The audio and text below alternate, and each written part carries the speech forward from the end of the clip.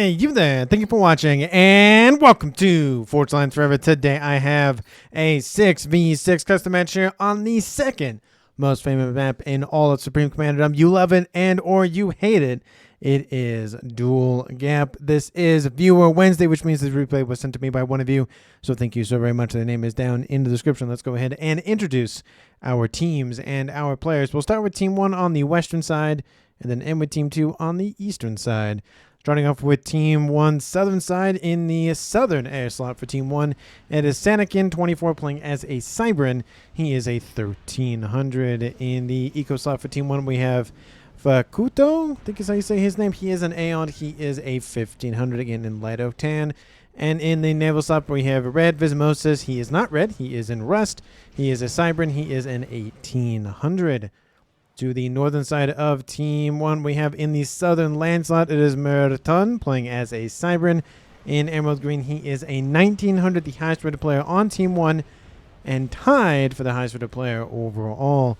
Next door to him, we have in the northern land slot, it is ThomasShelby. He is a UEF. He is in tropical ocean blue as a 1500.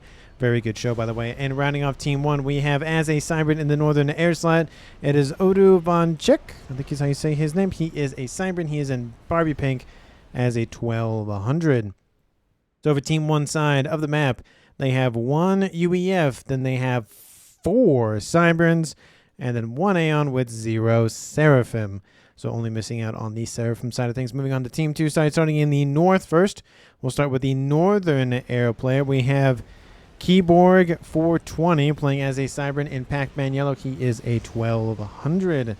To his south in orange color orange, it is Jabroni. Sorry, he is a UEF. He is a 1400. And rounding off the southern land in the northern section of the map, we have in glow in the dark green, it is HOSCHMOSCH playing as a Cybran. He is a 1900. He is the highest rated player on Team 2. And tied with Team 1's Merton for the highest rated player overall, again at 1900 rating. Moving on to the southern side, starting with the naval player, it is 8845 playing as an Aeon. He is a 1700 in Batman Gray. In the eco slot, in the best color, of course, of Forest Green, it is Grin7 playing as the one and only Seraphim of the match. He is a 1700. And then rounding off Team 2, we have in Snow White, it is Anthropologue, maybe. He is a Cybran. He is a 1300 again in Southern Air. So for Team 2 side of the map, they have 1 UEF. They have 3 Cybrans, 1 Aeon, and 1 Seraphim, which does mean every faction is represented not only on Team 2, but in the game overall. And the only difference between Team 1 and Team 2 is that Team 2 traded out one of the Cybrans on Team 1 for a Seraphim. And let's take a look at where these players are headed off to. They are headed off to the normal places on the map that you would expect to see in Dual Gap.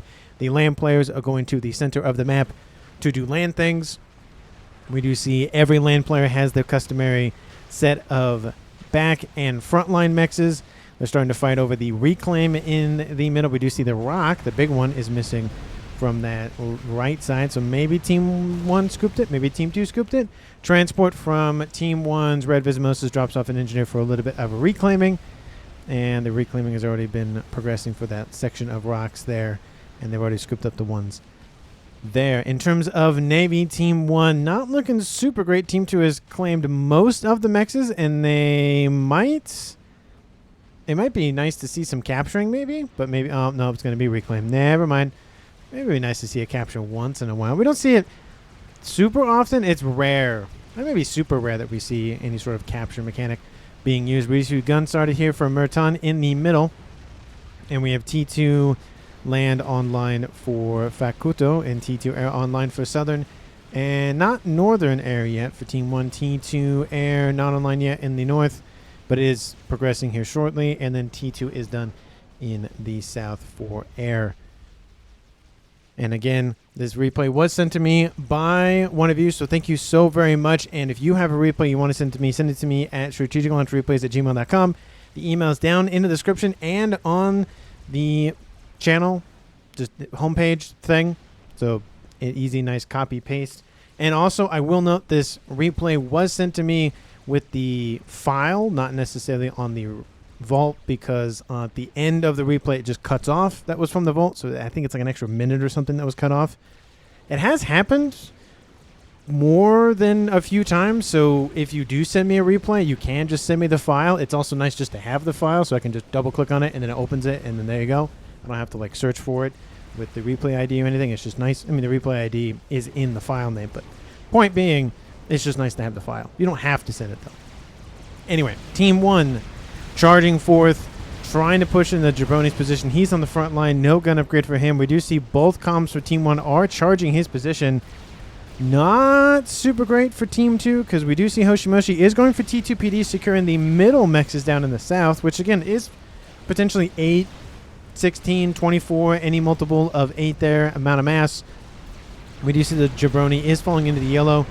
Again, that gun upgrade is proving very, very nice. Couple of units just bursting forward, trying to keep Team 1 back.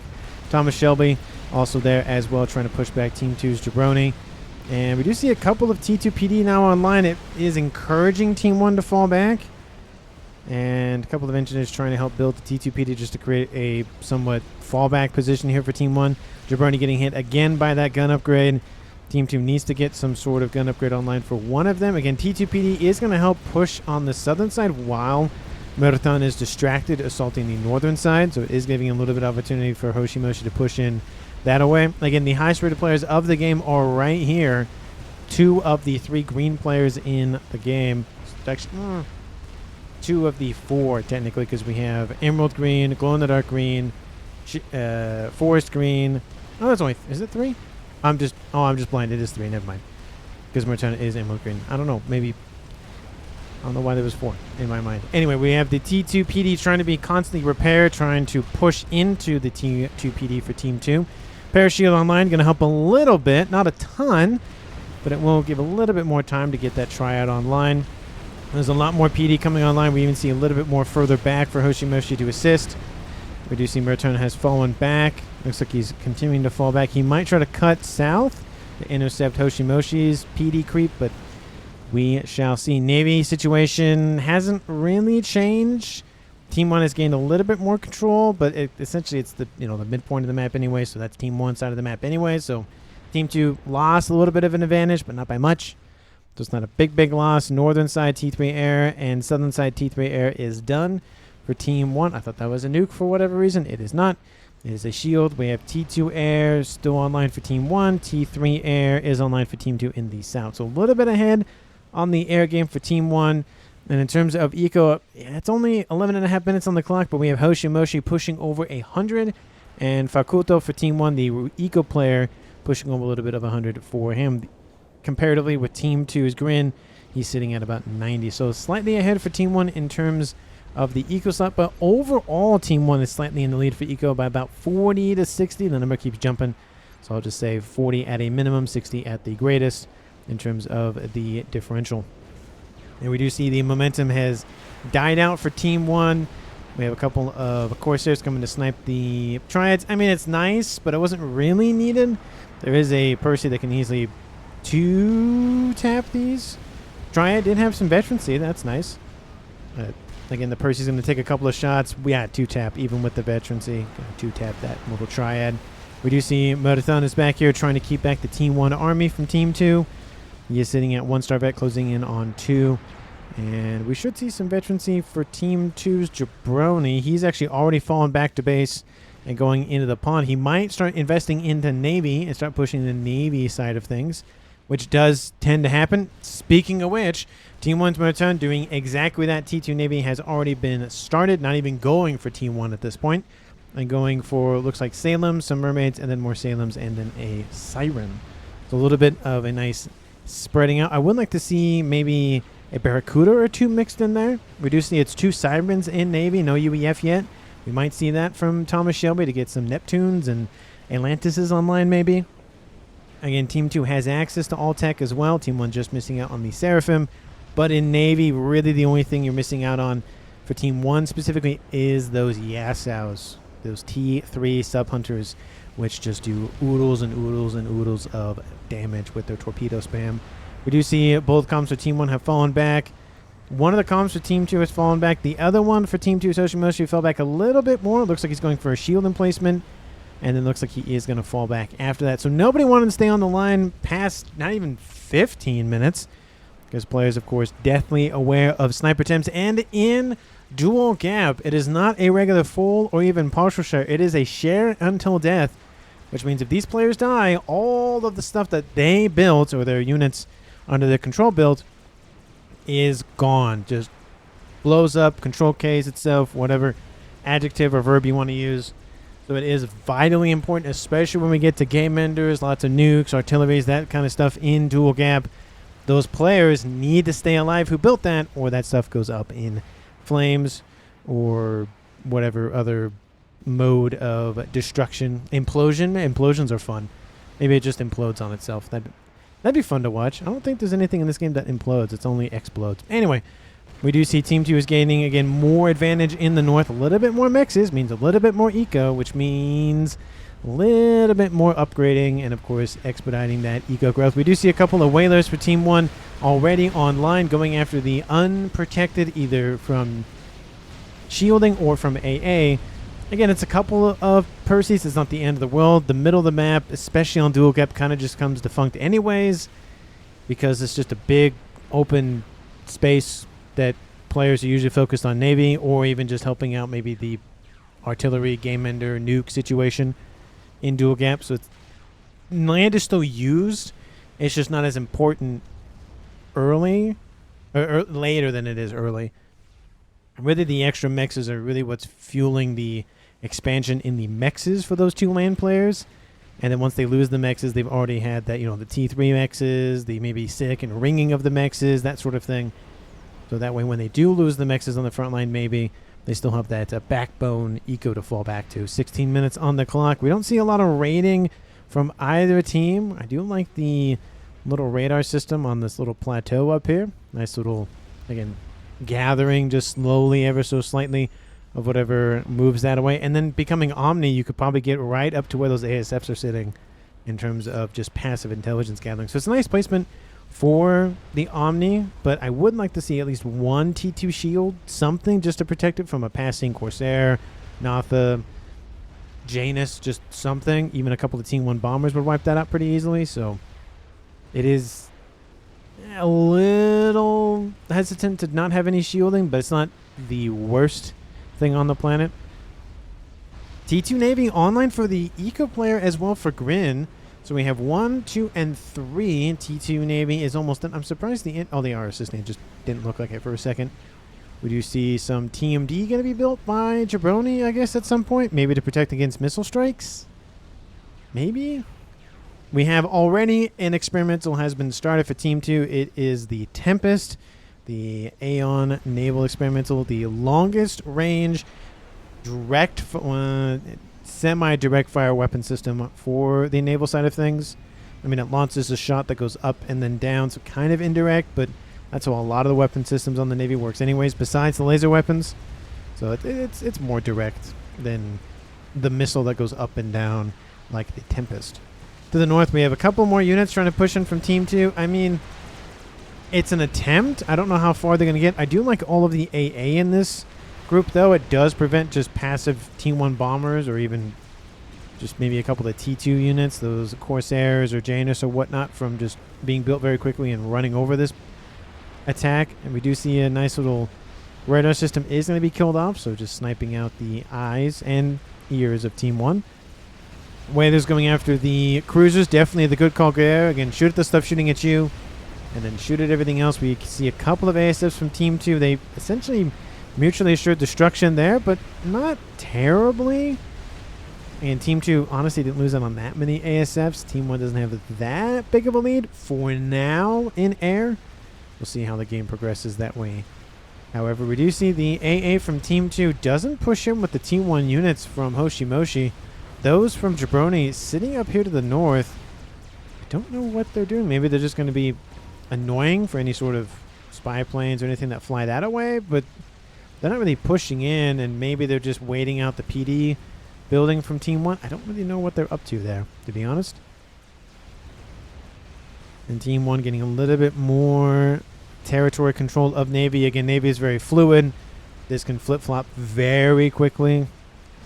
The mexes are probably one of the biggest things, and that's, again, 9 mass a second per mex. Nuke already fired from Team 1, 20 minutes almost on the dot. Not the fastest nuke I've seen, but pretty gosh darn close. I think the fastest I've ever... I think it was...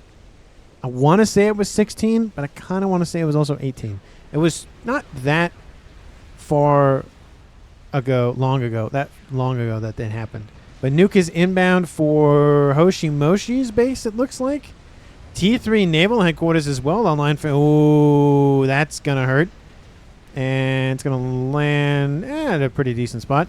Kaboom! Pretty decent. Kills off the entire base for HOSCHMOSCH. He gets his engineers out of the line of fire, but still, I was worried that it wouldn't hit the mexes up here, but it still did. Actually, the reclaim is still there, but everything else has gone. Wow, that was a very, very good nuke. I'd say probably 70,000 mass kill with that nuke. That's the wrong nuke. 84,000 mass. Very good job, facuto, with that nuke. I think I'm saying his name right. I say people's name wrong most of the time anyway, so I do apologize. Again, let me know how to say it right, but again, I will make those mistakes, so I just shrug it off to myself like, I make mistakes, and I just move on. So, anyway. We see the engineers immediately rebuilding T3 mexes again. HOSCHMOSCH just got a huge chunk of eco gone. Team 2 is still in the lead, though, for total mass per second. It's 1.4 versus 1.2. Total mass accrued, though, is in Team 2's favor as well at about 80 or so. Actually, no, not 80. 120,000 mass. I was looking at the wrong numbers there. That is a huge, nice jump for Team 2, but it is going to slow them down just a little bit. In terms of leaders of eco at 21 minutes, we have Senekin at 431. He's really expanding that air grid, though, isn't he? And then for Team 2, it looks like it's kind of a tie between Jabroni and Antropolog. And I think I'm saying his name. I think I'll just say Antro for short, because that's at least half the name that I can pronounce. Tempest is online for Grin. And he's building another one and another one. Really spending all that eco on Navy. It can win you the game. The only problem with Navy on this map is this narrow channel that players have to send their units through. Because it can get bogged down very quickly with, stationary defenses like harms or facilities or units. It's very hard for units to push in because it just kind of becomes just a... not a fiesta. What's like a rumble pit? It just becomes a huge mosh pit. There it is. I was getting there. I knew I was getting there at some point. So it just becomes very difficult to push through. So it's almost worth it to maybe just force your opponent to not be able to leave that mosh pit and kind of just set up kind of like this, and then just focus on other things. Because sending all that mass, all that time, all that energy over, and using Team 2 as an example, into this position usually means somebody on Team 1 can get a big object online, whether it's an overcompensator or an infinite money glitch or the watering can or the infinite damage, being the the Mavor, the Scathus, the Paragon, and the YOLO.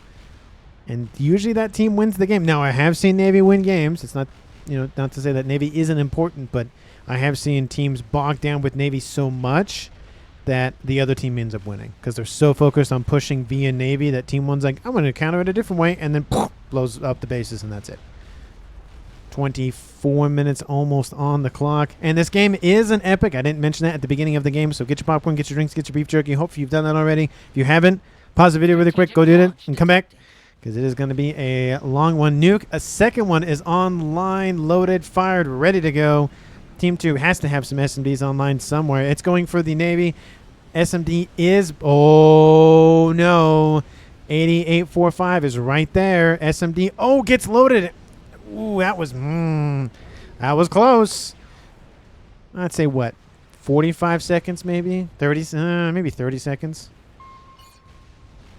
And SMD to the north was built, and it was loaded. So regardless, I think maybe HOSCHMOSCH would have been the only target viable. And even then, it would have been maybe edge nuked. SMD fires, shoots down the nuke. That is the end of that. So Team 1's probably going to switch things up. Quantum Gateway going for RAS comm spam. Again, the very traditional eco play. The nuke, again, is a traditional eco play as well. You rush the nuke, you kill a base off. Maybe you get a player kill, maybe not. You go after something that's either the most annoying, or you go after something that you just don't want to deal with later. So it just depends on the flavor of the month and the focus. T3 Navy online. We do see a battleship's already online. We have an Atlantis being built. Looks like it's being spearheaded by Merton. He got gifted a UEF engineer and using those hives on the shoreline to build it very, very quickly. I will say definitely needs to get that shield online sooner rather than later. That's not a shield, that's a mass fab, but getting more shield online because, again, T3 battleships have a decent range on them, especially with the T4 there. It's going to hit pretty hard, pretty fast, and look at the range on that. Comparatively, the Team 1's...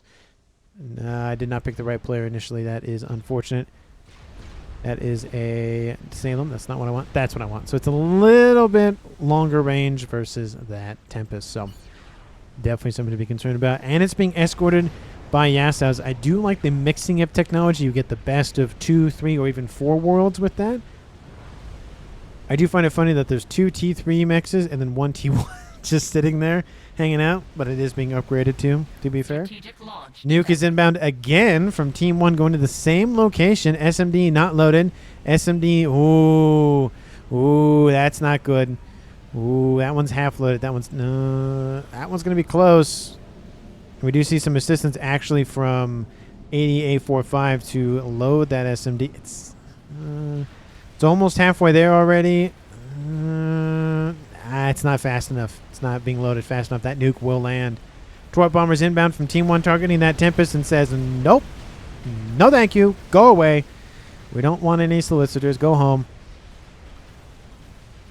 And that nuke is inbound. The comm of 8805, that's right, 8845 cancels or finishes the RAS upgrade.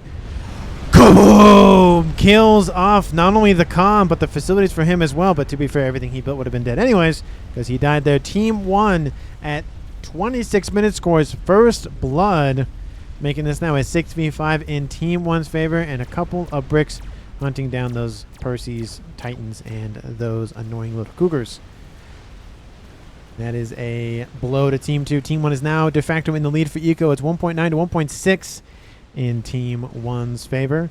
The Eco leaders are as follows. We have Sanikin at 580, and then Team 2 is Jabroni at 400. Everybody else is below that. We do see Antro is a little bit behind Jabroni, but not by much. But everybody else on Team 1 is about either 200 or slightly in the 300 range for Eco. We do see an Atlantis pushing into that Tempest. We do see ASFs killing off the remaining bombers, and battleships are inbound. Sorry, destroyers are inbound with a battleship in tow. We're going after said Tempest. Again, the Tempest can build units on board up to T2. So it can build its own AA and its own destroyer fleet, or even just Vespers. It can build some sub-hunters, so it can do that as well. No T3s, though. I guess it would be maybe a little bit overpowered if you could build a nuke sub from that. I mean, it has a smaller profile, to be fair, but it just, being able to build one of the T3 units, I guess it can build engineers. It's the only thing it can build. But it can build something, but nothing in terms of Navy itself, inherent to Navy. Another Atlantis is online. We might see just an Atlantis v Atlantis fight at some point, because Team 2 is probably going to counter with UEF tech. Again, they have lost their Aeon player of 8845. So any engineers that were built by somebody on Team 2, specifically in this moment Grin, they still have access to Aeon tech. I said UEF tech, didn't I? Aeon tech. That is something to be considered, and we even see Aeon tech built there as well. We do see that Atlantis is hunting that Tempest. Galaxy's getting some pot shots into it. There is some torp defense on board the Tempest, to be fair, but yeah, it's only so much, though. And now we see Team 1 in the lead de facto of the naval situation. We have a couple of harms protecting the investment in the pond. Definitely a smart move there. Again, a couple of harms annoys a ton of frigates, because, again, frigates do not have torp defense or even torpedoes of their own.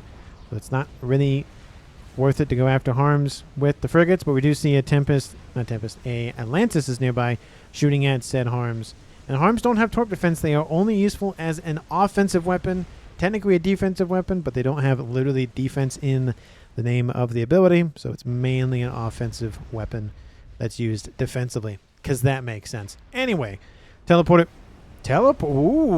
and laser started here for Oduvanchic. I think I'm saying his name right. And then T3 started for ThomasShelby. He has Ras on board. He might go for Billy Nuke. Maybe. Or he just might build his own Atlantis himself. One or the other. In terms of telemaser targets for Team 1, I mean, anything really at this point. Advanced Nano's almost done here for Grin. So he's going to get ARAS and Advanced Nano. I mean, 35,000 hit points, generating 33 mass a second. It's pretty good. It's more than a single ring T3 mechs, that's for sure. So it's definitely worth the ARAS upgrade if you keep your comm in your base when you're playing Aeon or Seraphim. They both get it. Second teleporter started for... Ooh, do we have a third? Do I hear a third for Team 1? No? No third for Team 1. So, unfortunate, but we have potentially 2 telemasers going to be thrown into service from Team 1. They could go for the same target. They could go for different targets. I mean, Team 1 has already eliminated a player in the south for Team 2. You might just target the other 2 and eliminate an entire section of the map. It could be a nice way to just... Again, eliminate one section, or you can just take out one player in the north and make it a 2 on the north and 2 on the south kind of thing. But my mind, I mean, one player's already down in the south. You might as well go after that and make it a 3v0 kind of thing. 3 and 0. Airfight in the north, somewhat. Looks like it wasn't a major airfight though. More ASFs are inbound. More of them are inbound as well. Looks like the Corsairs are here going after the Fat Boy, and the ASFs are protecting said Corsairs, and looks like the ASFs from Team 1's Senecan fall back. Spy planes might get caught by Team 1. They do get caught. Almost all of them don't get out of range. One of them did. We have Mass Fab Farm starting for ThomasShelby. And we have T3 still progressing for him. Teleporter almost done for both of those telemaser comms for Team 1. And at 31 minutes, about the midway point of the game, Team 1 at 6 players left with 2.4 kmass per second. Team 2, 5 players left at 2.1 kmass per second. Total mass recruit is slightly in Team 2's favor, but Team 1 is catching up in a decent way, so eventually that should flip into Team 1's favor, with reclaim situation favoring Team 2, but again, not by much at this point. Map control, slightly, I'd say, eco-wise in Team 2's favor, because there are more mexes on the land than there are in the water. But in terms of percentage map control, I'd say it's about dead even. Again, the water is very fluid, but that's just how things go. Let me know down in the comments who you think is going to currently win this game. Of course, if you haven't, because 30 minutes in the game, why not? At this point, hit that like button, subscribe, do all the YouTube other things, share, hype the video. I think that's the thing now. I should keep track of more of that, but I don't. I can do all the YouTube things. Thank you so much for watching. That's the main thing. I really do appreciate it. And again, I'm still keeping the vote on the channel live, at least keeping track of the number situation in terms of if you want me to add sound effects in the game or not. It's going to be post the cast, not during, because I think during would just be a little too complicated. I probably wouldn't get the timing right that I'd want anyways. I'm leaning towards kind of doing a couple of sound effects, but not a whole lot and not very often. That's kind of my thought process, but I do want to see, give the vote about a week to see exactly what people think and then make my final decision. Again, that's what I'm leaning towards. It doesn't mean I'm going to do it or I am guaranteed to do it. But anyway, back to the action. Atlantis moving into a Tempest. We have 4 Galaxies with 2 Tempests. They could easily ground fire those 2. And they are doing that thing, maybe. Looks like they miss a cruiser that's sitting right next to them. And, yep, they are ground firing that Atlantis. Got to get that thing out of there because it will die pretty quickly to ground fire, especially from Tempests and from Galaxies or just battleships in general. More Seraphim naval facilities coming online. We have engineering preset, I'd imagine, from the Quantum Gateway. Not even going to try to pronounce that thing. As through maybe. Nuke is outbound from Team 1's Facuto's base once more. 93,000 kill with that second nuke, and then 84,000 kill with the first one, sitting at 170,000 mass roughly killed from 3 nukes. We'll see what the 4th one does, because the 2nd one did get shot down. SMD should already be loaded by now. Yep and nope. But that one should have enough coverage to be able to protect the Navy. And it does. And let's see if I can line up the angle. It might clip. No, it's actually going to land a little bit short going after the Tempest. Will it land and kill off the Tempest? Yes, it will, and a battleship. So it's not a base-destroying nuke, but it kills off an experimental. That's not bad, but speaking of stuff that's killing off an experimental, horde of Cormorant-class bombers are inbound. They are, of course, the torpedo kind, and they don't drop. Oh, they're going after the Atlantis. I thought they were going after the Tempest. That's slightly unfortunate. They could have killed that one off, to be honest, but some damage was done to both of them, but not by much, and they can probably easily regen that before they get into the fight anyways, so just a lot of dead Cormorants from Team 2. That's what's happening, and you can see all of the wrecks just slowly falling to the bottom of the water. That is, again, another slightly annoying thing about Navy. Even the reclaim is slow. Navy in general is usually a slower part of the game versus land and air, and the reclaim takes sometimes, depending on how deep the parts of the water are, pretty long to just actually become wrecks. We do see Team 1's already on it to scoop it up, but I did see it. I didn't miss it. The Novax is online. Jaboni doing UEF things for Team 2. Again, there is 1 UEF player for each team, so we could see counter satellites for Team 1, but not who I thought. That is Merton, who built or was handed over UEF SACUs, building a ton of satellites. He's already planning 8 of them at this point. So that's going to be a bunch of War of the Airwaves, I guess. That'd be an interesting situation. I wonder if Team 1's going to try to blow it up sooner rather than later, or Team 2's going to try to blow that up sooner rather than later. Because Team 2 has the first Novax online. Shielding is being built, I would assume, everywhere at this point. And, yep, there it goes. We do see, again, the Novax is targeting the Pigeons around the headquarters. Because, again, if you can eliminate that, you can't build any more air units until you rebuild the headquarters or you have a backup. Usually in dual cap, you don't have a backup headquarters. Usually. Not always. Usually. Maybe in the naval headquarters department, maybe. But usually not in the air or even land, just because land kind of gets, again, defunct. I keep saying defunct anyways. In the south, Yassau's assisting the Galaxies, who also have torpedoes on board, pushing into Team 1's territory. And again, it's starting to become a little bit of a cluster here in the channel for Team 1. Again, that does make it harder for Team 2 to push in. There's a lot of ASFs online for Sanakin. He's at 1.3k mass per second. He is ecoing up the wazoo this game. 36 minutes on the clock. He's actually sitting, I mean, points don't really matter in this game, but just comparatively, he's at 2 million points. Everybody else is below 1 million. That is insane. An absolute monstrosity amount of eco, and he's now started an artillery piece. Same with his next door neighbor of facuto, who is also building an emissary. Oh, how are the comms with teleportation nonsense? Sanakin has cloaking, and I thought there was another red. Hey, red has, teleporter laser online for 2 players for Team 1. Second Novax is online for Team 2. First Novax is online for Team 1.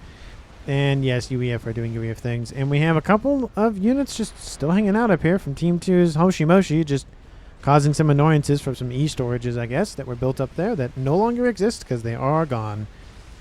I guess Facuto's asking for power, maybe to power, I would assume, either the construction of the artillery piece or building of the shields.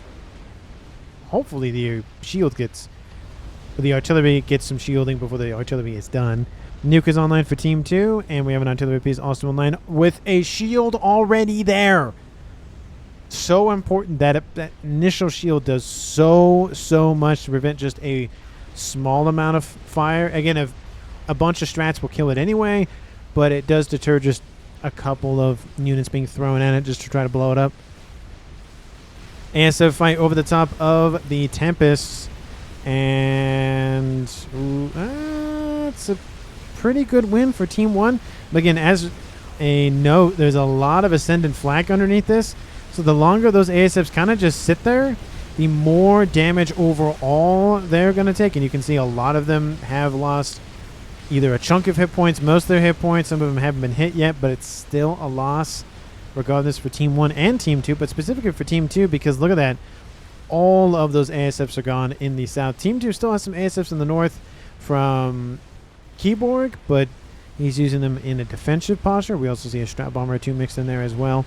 And that's partly, I would assume, to cover the Novaxes on the ground and in the air, but you can't really target the Novaxes in the air anyways.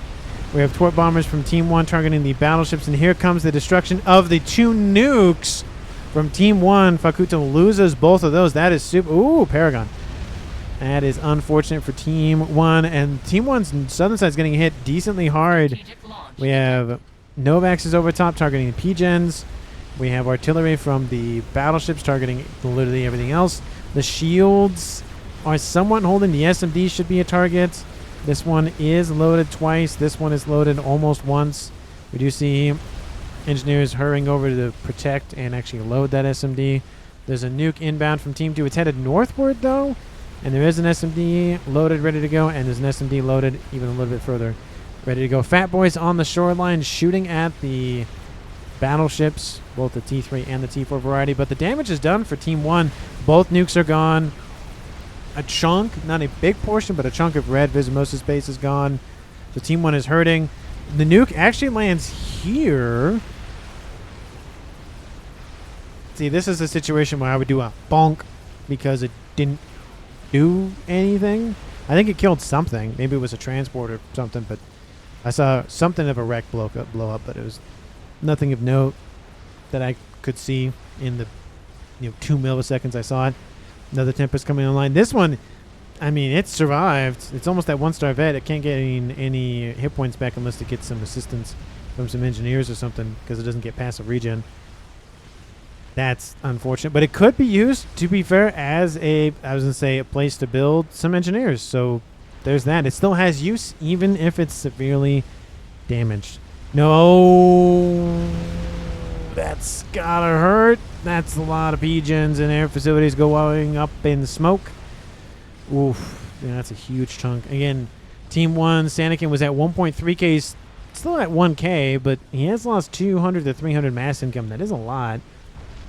Artillery raining in from Team 2. We have HOSCHMOSCH losing some X's. Again, those additional X's. And a Scathis is online. 40 minutes on the clock. The first game ender has been completed in dual gap. We have another Novax being built by Team 2. We have another Novax being built by Team 1. Looks like he's just going the one shield route. We got to heavily assist that shield to protect it. And we have about a squadron of Revenant class bombers, some Strat Bombers, just sitting there up there, just waiting to be given orders. Team 1's Oduvanchic. And I'm watching for our Telemacer companions because one of them might teleport. Maybe. We'll see. Again, if they die in the teleportation, all the stuff they built does get destroyed as well, so it is kind of a more riskier play to do that. Scathis Fire is raining into Team 1's position, though, so it might be worth it, maybe, for somebody in the south. Ooh, shielding is gone. SAC. Oh, even more of them get destroyed. Ooh, that's, again, more eco. We do see Sanakin dropping to 530. He's still positive. More than half of his eco is gone. Absolutely devastating for him. Team 2, again, about to catch up to Team 1 in eco because of that. I mean, the SSU's got to flee. They're being shot at by Novaxes. We could see a chain. Shield being built. Oh, shield gets built in time. Whew. Well, man, that is, again, that's a decent chunk of eco. 24 times, what is that, 11? That's not helping you're building something. That's not, yeah, 11. So just say 240 plus an additional 20, so 260 mass per second. It's half of his eco roughly right there in SACUs.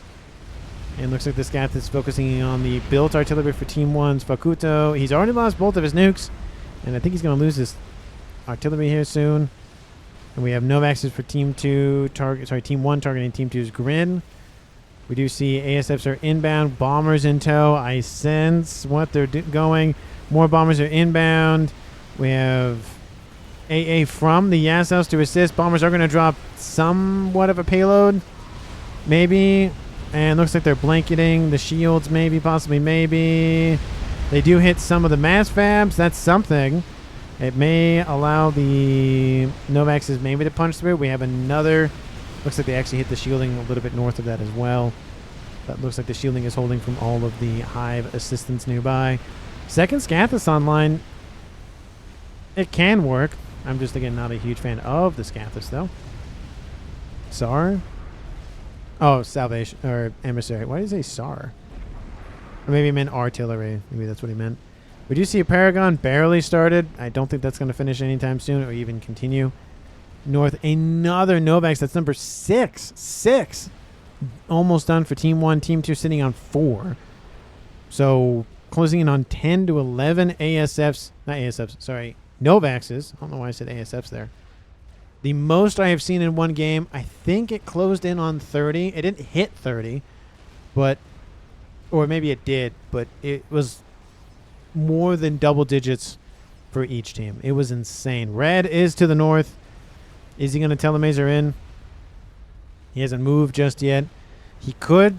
There's some T1 PD there. There's a lot of T2 PD, though. P-gens get blown up. That does weaken the shield a little bit.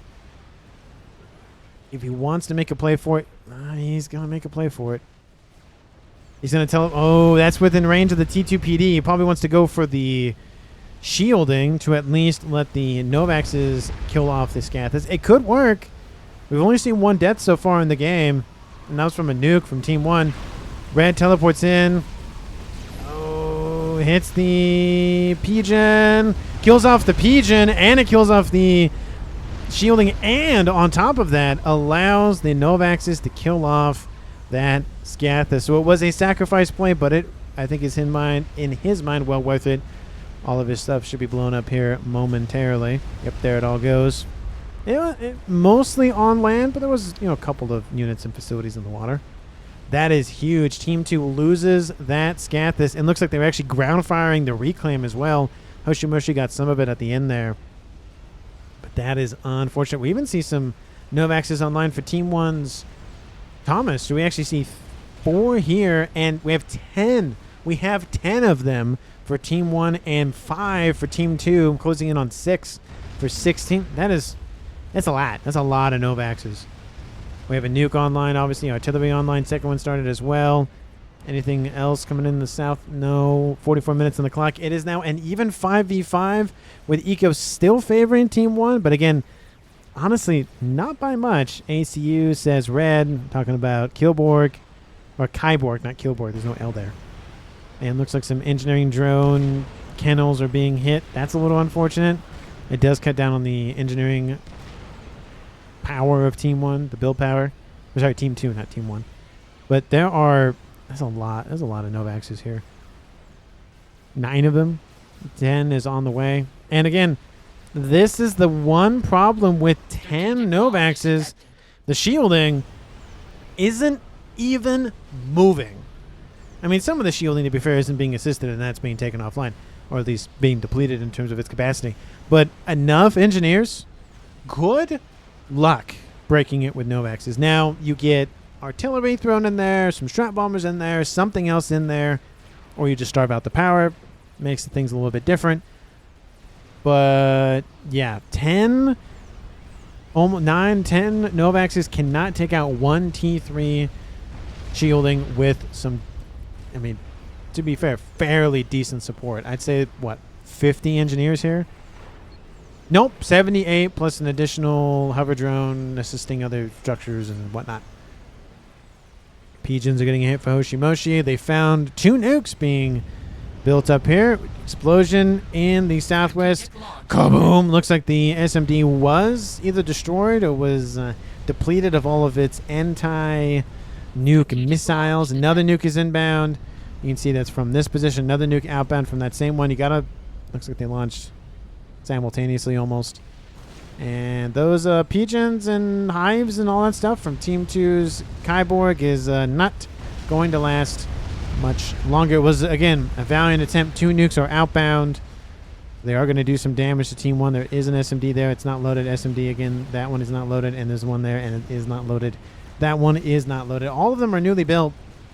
And that southern side got hit hard by Team 2. But those two players for Team 1 that are still in it have not left yet. So credit where credit is due. They're not leaving. They're not leaving. And the artillery for Team 1 was eventually killed off. Facuto is retreating into the pond. Kaboom! And he loses a chunk of eco as well. Drops to 75. It's not great, especially at 46 minutes on the clock. Team 2's eco also at 2,000. Both teams' eco is being dropped significantly because of the lack of mass fabs and power generators, just because, again, look at all the devastation. In terms of reclaim on the map, it's probably at 400-something thousand. It's probably insane. Actually, it's not that bad. 270,000. I say not that bad. You can build anything in the game with that amount of mass. But it's not as much as I would think it would be at this point. To be fair, in terms of a reclaim, almost dead even at 390. But Team 1's Facuto is eliminated by Jabroni's Novaxes. He almost made it to the pond. I thought he was going to make it to the pond there. That's why I didn't track his comm. But he didn't make it. All of his stuff gets blown up. All of his SACUs, Tempest. That takes out a chunk of Navy, to be fair. That's got to hurt. Missile attack inbound from Grin to the southwest. Firing at the SSUs, but they have a lot of Team D, so good luck with that. Yeah, Styles on the front line. They can target the... I was going to say those are Cybran engineers, but no, those are Aeon. And 6 Novax is moving northward. We have the 5th Novax online for Team 1. 2, 4, 6, 8. Who does the UEF appreciate? I guess Merton for building 8 and closing in on 9 Novaxes. And look at this absolute insanity that this is. Look at it. We have, shoot, how many of them here? Explosion in the west. Looks like it was an SACU. We have 7 of them that are over top of this position, plus an additional 5. We have 12 online for Team 1. That is insane. We can do... Ooh, that's got to hurt. Novaxes are going to be taken offline. It was 5. And now it's going to be 3 for Team 1's player of ThomasShelby. He still has 3. His shielding is falling, though. That is not good. It's going to be a race to the bottom. Strat bombers are inbound. Is this going to be enough to crack the position of satellites? And they're targeting Jabroni's comm. Shielding is still holding. Shielding is still holding. That is incredible. Look at that. Strat bombers were not enough to take out that shielding. That is amazing. Oh, it's sick. Oh, there it is. The shielding is finally down. It took 2 waves of strat bombers essentially to kick down the door. And there goes Jabroni. Not only his comm, his Novaxes, they are dead and gone. Looks like Oduvanchic got the kill there. Yep, with the strat bombers. And now the Novaxes don't have to worry.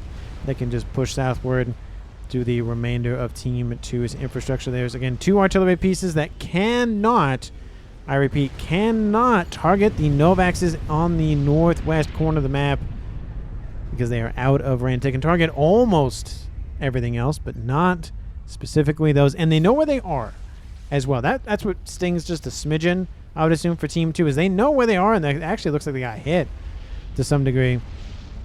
SACU blows up. Where? Oh, right there. But Team 1 is down another player. The first time in the game, Team 2 is in the lead for comms left alive at 5v4. But again, the Novaxes are probably going to win this game for Team 1.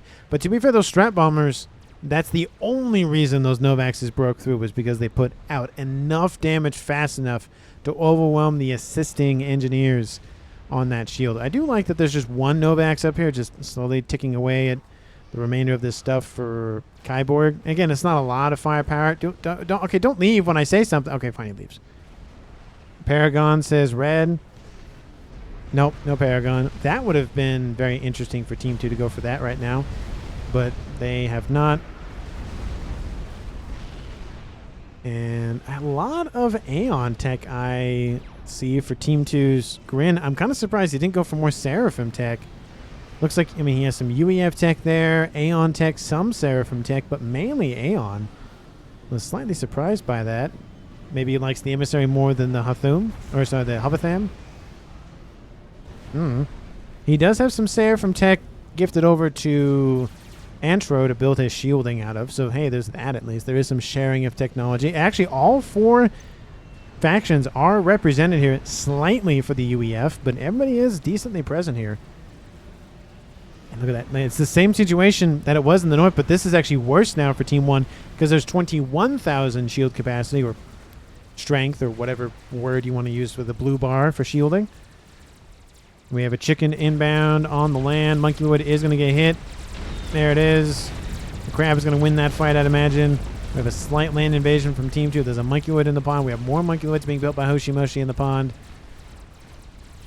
And, I mean, this game is slowing down a little bit, but the Novax is for Team 1. I mean, they've lost another one? They lost another one, so it's actually 2 now for ThomasShelby. But we have 2, 4, 6, 8, 9, 10, and a nuke, because why not? Why not build a Mabor? Why not build a bunch of T3 artillery? Well, one reason is they don't have the range to get to the other side of the map. They build them in the corner, to be fair, so there's that.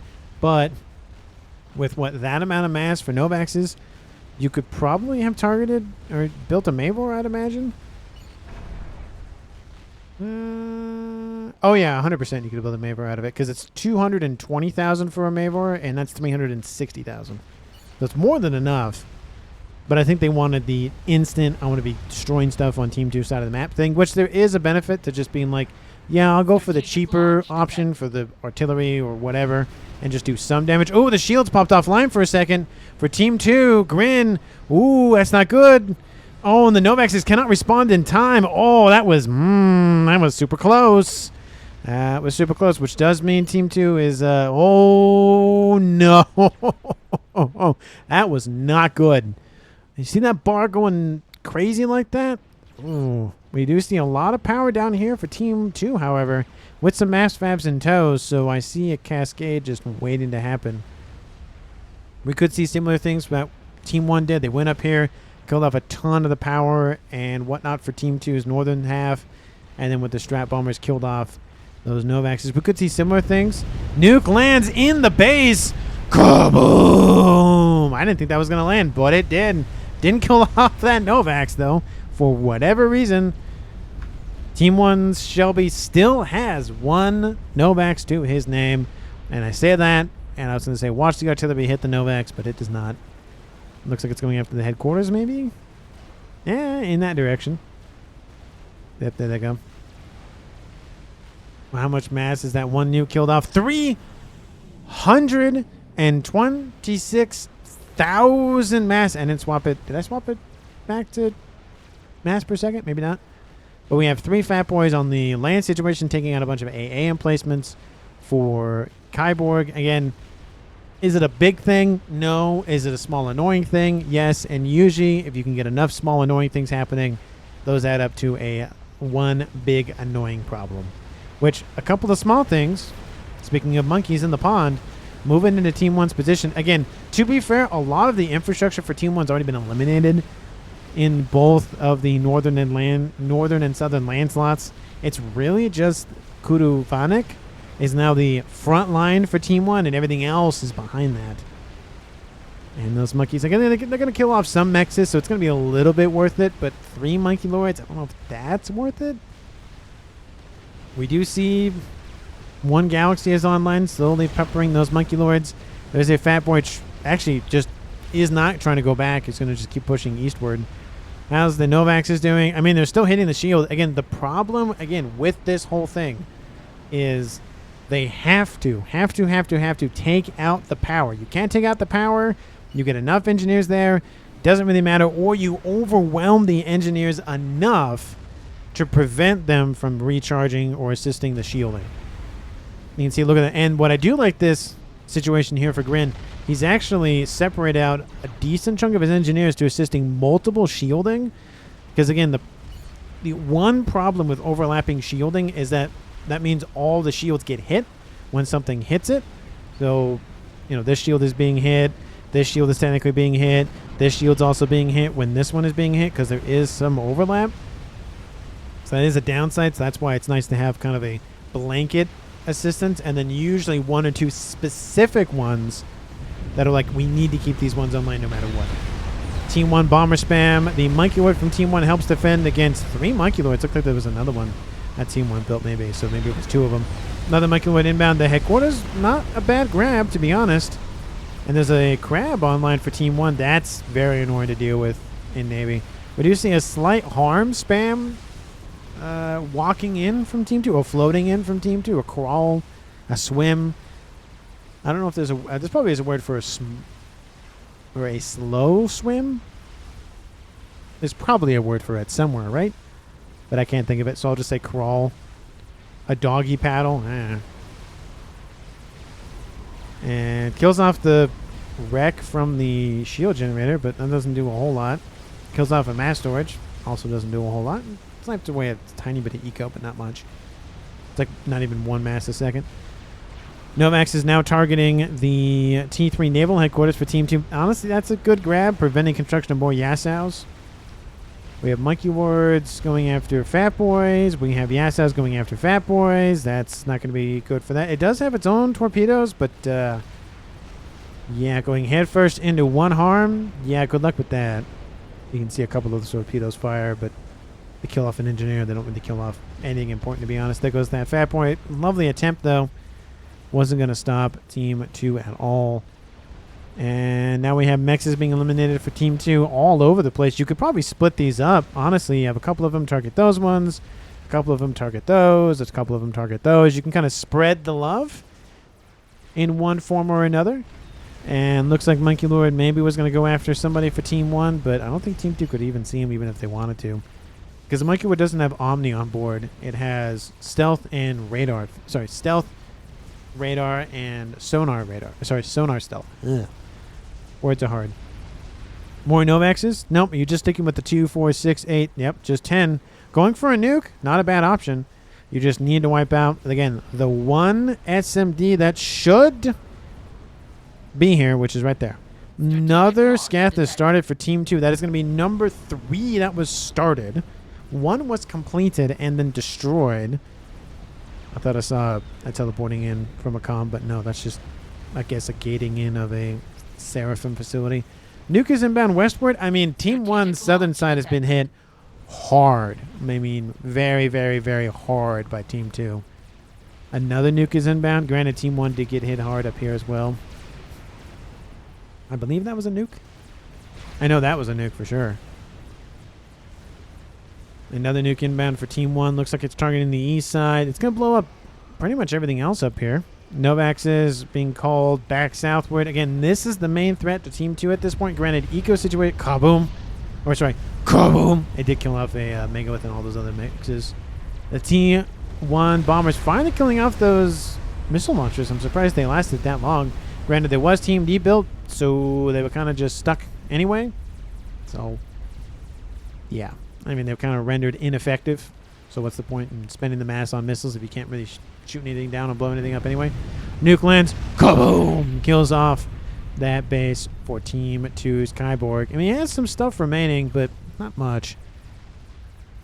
MB, some Tele, SACU here. I mean, Aeon Tech, they do still have it. They could go for the GC play. That is entirely possible. It's going to take them a couple minutes to get that thing online, though. You got to build the SACUs, and then you got to get the upgrades online for them so that way you can actually teleport them over. I mean, that shield isn't assisted a lot by Team 2. Looks like they're targeting, again, the exterior. They're trying to just snipe some of that stuff away. And Team 1 still holding out.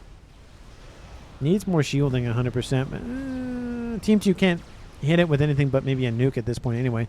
Chicken, that's the thing, though, that Team 2 can hit it with. Chicken is inbound. It's going to try to stay in the water as much as it can, though. And why is it not target? Can you not? You should see that. You do see that. Why aren't you shooting at that? That seems slightly odd, to be honest. Another SSU died in the south. We have 4 or 5 monkeywoids down here. SACU died over here.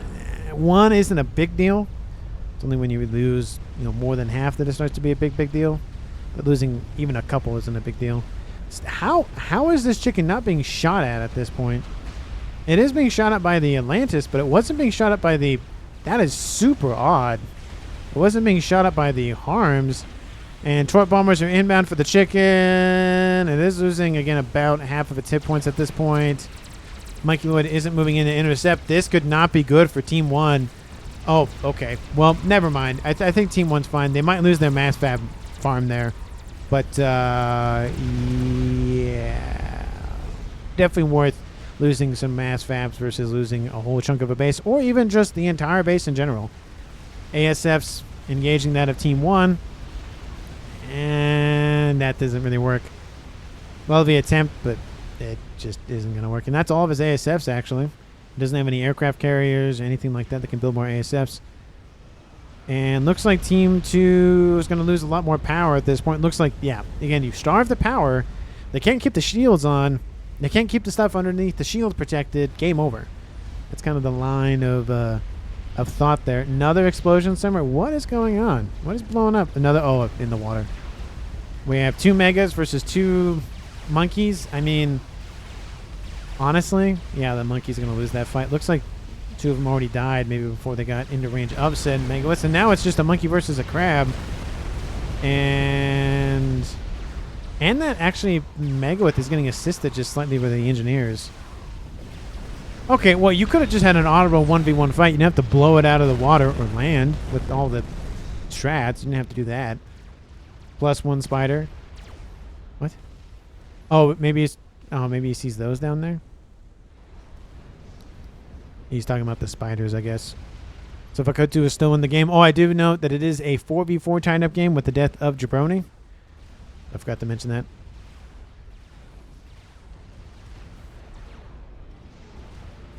And it's almost in the green. But a lot of that power is gone for Team 2's Antro. I mean, half of his bar was depleted. Ooh, that's not good. He needs to keep all that power because it's kind of starting to hurt there. He still has... He has a lot of shielding still online. There's a 1 power generator. Oh, a nuke. Is a nuke firing? Haha! I heard the warning signs go off. Warning alarms or whatever. Nuke is inbound from Team 2 once again.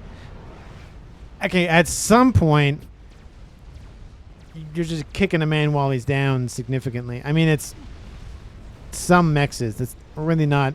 He's not doing end-all stuff. I mean, he's killing off some monkey lords that are running around, but it's not big stuff, to be honest. I mean, targeting this at a bare minimum with the nuke, at least depleting the SMDs, that'd be a little bit better.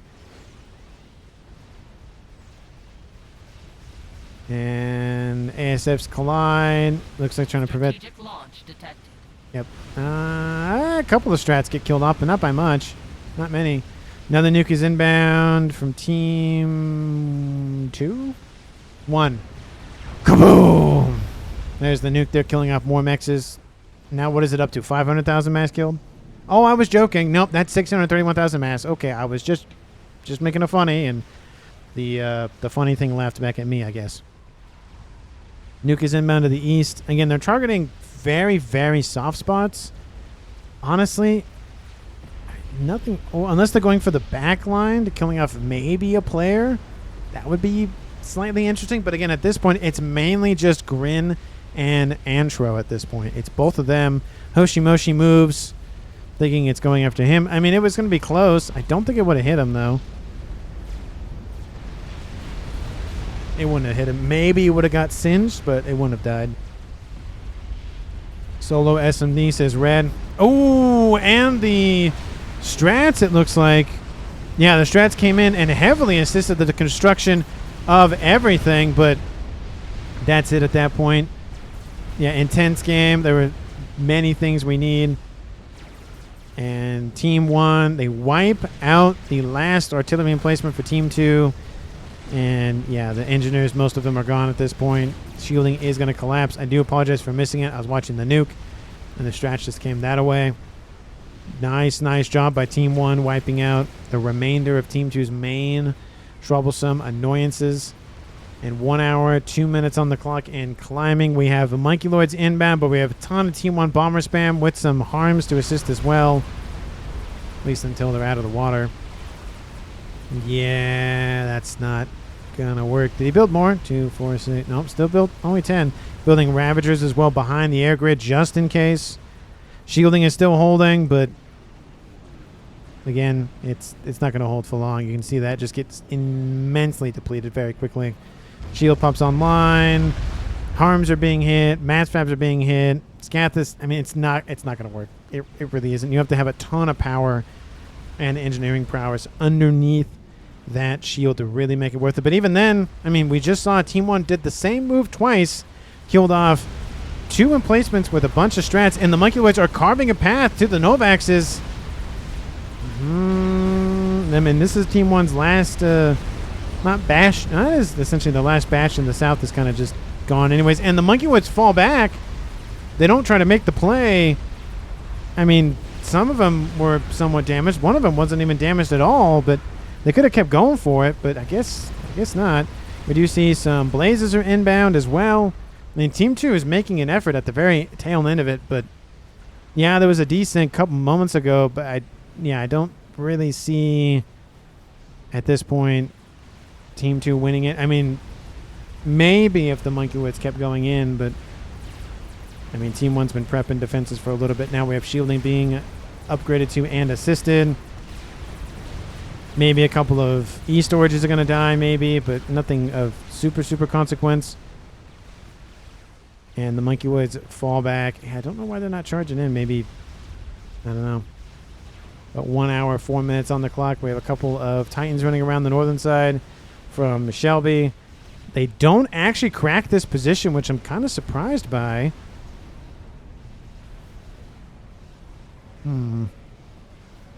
Scooping up all the reclaim, trying to finish off that Scathis. I don't know. Maybe, I don't know. The air grid is gone for Team 1, so no more strat bombers. I mean, Team 2 finishes the Scathis. The shield did hold, to be fair, under the weight of all those Novaxes. It looked like it was going to fall, but it didn't. I don't know. Maybe Team 1 does lose this game. I don't know. There's not a lot of shielding around those Novaxes, so that's not great for Team 1 at all. And here comes the Novax destruction. There goes the mass fabs. The shielding is starting to fall. Nuke is outbound. 131,000 mass killed. SACU dies. Don't know where all the Novaxes are going, though. Is there an SMD there? There's still an SMD there, and it's loaded 7 times, so good luck getting a nuke through that. And shielding is starting to fall. They're getting assistance, but not too much. He does have laser on board his comp, but no teleporter. We have Oduvanchic as teleporter. Is there PD in this base? Yes, there is. Is there enough? He could teleport over here and laser that way. Would be out of range. Yeah, he would be out of range from right there. Oh, that is the wrong button. 1 hour, 6 minutes and climbing. It's a very flip-floppy game.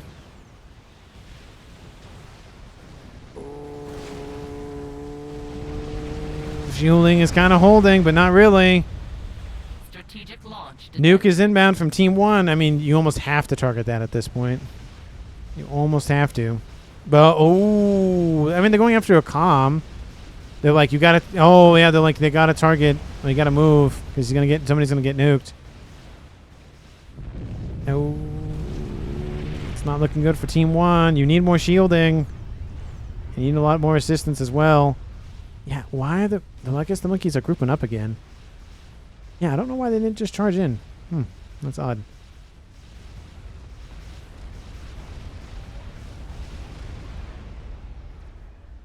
What's his power like? It's not bad. It's not great, but it's not bad. He's getting his bar refilled, but the Novaxes are back inbound. It's going to be a race against time at this point, to be honest. And Nuke goes off. Kaboom! Killing off Kyborg. Eliminates all of his other stuff, so there wasn't really that much stuff to begin with anyway at that point. And shielding. Look at that. Look at that amazing amount of assistance there from Team 2, keeping that shield online just barely. This one specifically, look at that, just will not die. And Novaxes did get hit. Yeah, the shielding is down. Wow, that was incredible, just back and forth there, even with the desync. But I was told the desync doesn't affect things. So, like, what happened right now is actually what happened. Because that's the issue with desync, is technically different things could happen for different players. But nope, not at this point. The only downside with having the mini map on that left side is you don't really see this corner for dual gap. But Merton's team retreats. Team 1 wins it. Not sure where does Hoshi keep his eco. I had 248, but it was mainly, again, Antro. I think MVP might go to him just because, again, he got that Scathus online and he kept it online long enough to just annihilate the rest of Team 1. Again, and those monkey woods from HOSCHMOSCH coming in and killing off the air grid that, again, killed off both this position and this. Well, it was more like this position. That did a lot of work because it was just going to probably be more strats and then just launch an attack, and that's it. Team 1 would have won the game right then and there. So that's the game. 1 hour, 8 minutes, definitely worthy of the title of Epic. Again, the desync is unfortunate, but like I said, I was told that the desync didn't make a difference. So there is that. Thank you so much for watching. I really do appreciate it. MVP does go to Antro for me because without him, Team 2 would have lost that game. 100%, especially at the very, very, very, very, very, very, very end of the game. And again, definitely huge shout out to HOSCHMOSCH for that attack from the monkey woods killing off the air grid. So again, thank you so much for watching. I really do appreciate it. And we'll see all of you in the next one.